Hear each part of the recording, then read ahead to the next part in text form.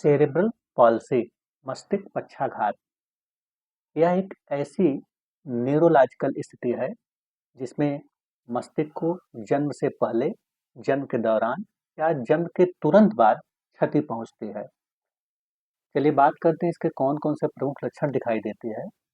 तो मांसपेशियों का असमान टोन, तो बच्चे का बहुत ज़्यादा लचीला होना या बहुत अकड़ा हुआ महसूस होना। असमान मुद्रा, सिर का पिछले हिस्सा का झुकना या बच्चे का एक तरफ का झुकना। विकास संबंधी देरी, तो इसमें होता है कि समय के साथ बच्चे का करवट लेने न ले पाना या बैठने में दिक्कत होना और कभी-कभी अपने हाथों को मुंह के पास न ले जा पाना।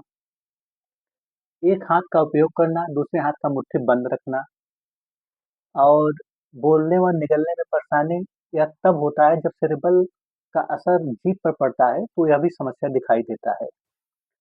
समन्वय की कमी, तो इसमें क्या होता है छोटी-छोटी चीज़ों को पकड़ने में कठिनाई या संतुलन बनाए न रख पाना। अनैच्छिक हरकतें, शरीर या चेहरे की झटकेदार या मुड़ती हुई हरकतें। गति की समस्या, तो इसमें क्या होता है कि मांसपेशियों में अकड़न या ऐंठन जिससे चलने फिरने में मुश्किल आती है। अन्य लक्षण में कब्ज या पेशाब नियंत्रण न हो पाना। अब चलिए बात करते हैं कारण के संबंध में, इसके कौन-कौन से प्रमुख कारण है। तो कारण में संक्रमण, तो इसमें क्या होता है कि कुछ वायरस इसके कारण होते हैं जैसे जीका वायरस और साइटोमेगाला या रूबेला या टोक्सोप्लाज्मोसिस, तो यह कारण हो सकते हैं। भ्रूण में स्ट्रोक, तो गर्भ में जब शिशु के मस्तिष्क में रक्तस्राव में बाधा होती है तो उसमें भी यह समस्या देखा जाता है। जीन में बदलाव, तो कुछ जीन बदलाव में तो आप ये समझिए कि जैसे आनुवांशिक उत्परिवर्तन, मस्तिष्क में को ऑक्सीजन की कमी, तो जन्म के दौरान या में ऑक्सीजन का बाधित होना, यह भी एक समस्या है जिससे उसके मस्तिष्क में क्षति पहुंच सकती है।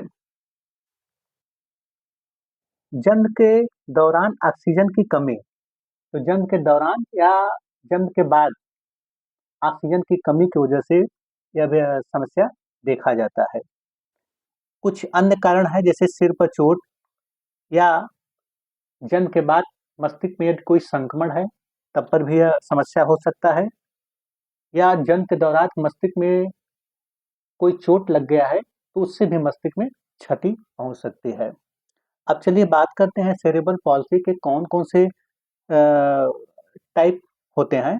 तो इसमें पहला है स्पास्टिक सेरेब्रल पॉल्सी, तो इसमें क्या होता है, इसमें मांसपेशियों में अकड़न और जकड़न और अकड़न होती है जिससे हिलना-डुलना मुश्किल हो जाता है।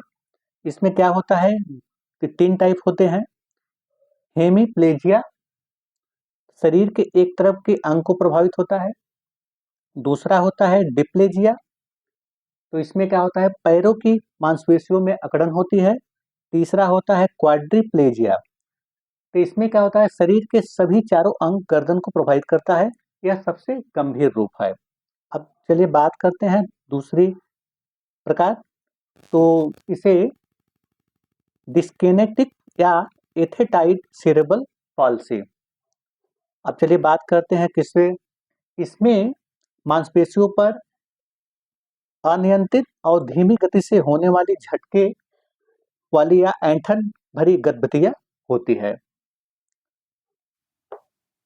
अब चलिए बात करते हैं किसमें भी 2 टाइप होते हैं, अटैक्टिक अटैक्सिक सेरेब्रल पॉल्सी, इस प्रकार में संतुलन और समन्वय की कमी होती है, जिससे अस्थिर और कांपती हुई गति होती है। दूसरा होता है मिश्रित सेरेब्रल पॉल्सी। तो इसमें एक से ज्यादा प्रकार के सेरेब्रल पॉल्सी की विशेषताएं होती है, जैसे कि स्पास्टिक और डिस्किनेटिक दोनों के लक्षण दिखाई देते हैं।